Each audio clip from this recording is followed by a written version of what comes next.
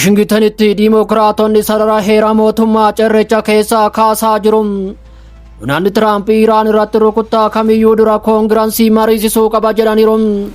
Karaan qaxxaamuraa milkaa'ina akka hin qabne ibsuun murtoo waraanaa karaa koongirensiin akka ta'u gaafatanii seera baastonni misaayilii hayyama malee dhukaafame Iraan qofa akka rukunne ibsuun heera mootummaa US akka burkuteessu akeekkachiisaniiru. Tiraamp gama biraatiin sa'aatii lakkaa'aa jiru. Iraan guyyoota 10 haga 15 keessatti yoo walii galteerra ga'uu baatte wanti hamaan akka mudatu irra deebiin ifoomsaniiru. Mariin kallattii Jenevaatti erga dhaabbatee booda qaawwi USA fi Iraan gidduu jiru bal'ateera. Waashingiten badhaadhina yuuraaniyeemii zeeroo gaafachuun Teheraan immoo akka harka kennachuutti waamte. Dippiloomaasiin haphii ta'e cabbii irra deemuun akka malee akka caccabu ta'eera. Gabaawwan reefu dafqaan bulaa jiru. Waltajjiin akka poolii maarkeetii irratti daldaltoonni yeroo gabaabaaf carraa hojii dhabuu himaniiru. USA numa baatii kanaatti waraana tilmaamuu yeroo jalqabdu dhiphinni kun dhugaa ta'uu jalqabeera. Iraan keessattis deebii cimaa kennuun itti fufe.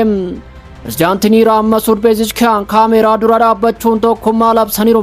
Iraanin jilbiifattu kan jedhan pirezidaantichi rakkoo keessoo fi dhiibbaa alaa akka hin cabsine ibsuun lammiileen garaagarummaa cinaatti dhiisanii wal hubachuun dhaabbachuu akka qabanis dhaamaniiru.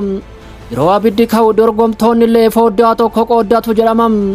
Uma biraatiin ministeerri dhimma alaa Iraan humna galaanaa fi humna qilleensaa biyyoota miseensa gamtaa Awurooppaa hunda akka dhaabbilee shororkeessummaatti moggaasuu isaa beeksiseera.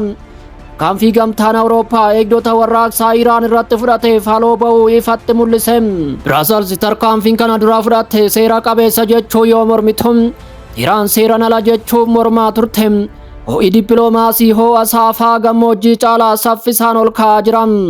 Akkasumas akka waan abiddi kun boba'aa dabalataa barbaadutti Israa'elitti ambaasaadarri Ameerikaa Maayik Hambee dubbii biyyoota musliimaa aarse dubbataniiru. Dubbii isaanii kanaanis Israa'el baha giddu galeessaa harka caalu to'achuuf mirga macaafa qulqulluu akka qabdu dubbataniiru. Yaadni kun magaalota gurguddoo Arabaa hunda keessatti akka qilleensaa sagalee dhageessise. Liigiin Arabaa yaada finxaaleeyyii jechuu yoo balaaleffattu Masrii seera addunyaa cabsuudha jette. Saudi Arabiyaan nagaa addunyaa balaadhaaf saaxiluu isaanii akeekkachiifteetti. Jechuun misaayila caalaa saffisaan deemuu danda'u. Yeroo tokko tokko immoo sagalee guddaadhaan dhoohu.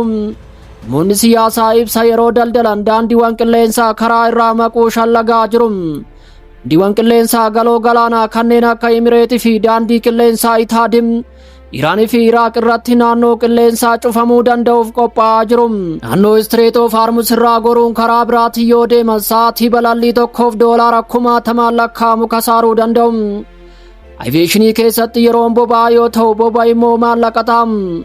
Yeroo koriidaroonni qilleensaa ciman baasinis ni ciman. Karaa biraan sochiiwwan waraanaa Iraan cimee itti fufeera.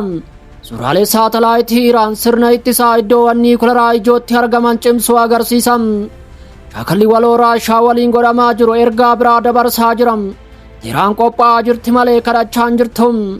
Israa'el haleellaa Hizbollaa irraa dhufuu malu ittisuuf daangaa kaabaa of eeggannoo keessa galchiteetti. Buufanni USA guutuu galoo galaanaa keessa jiran gaachana misaayilaa cimsaa jiru.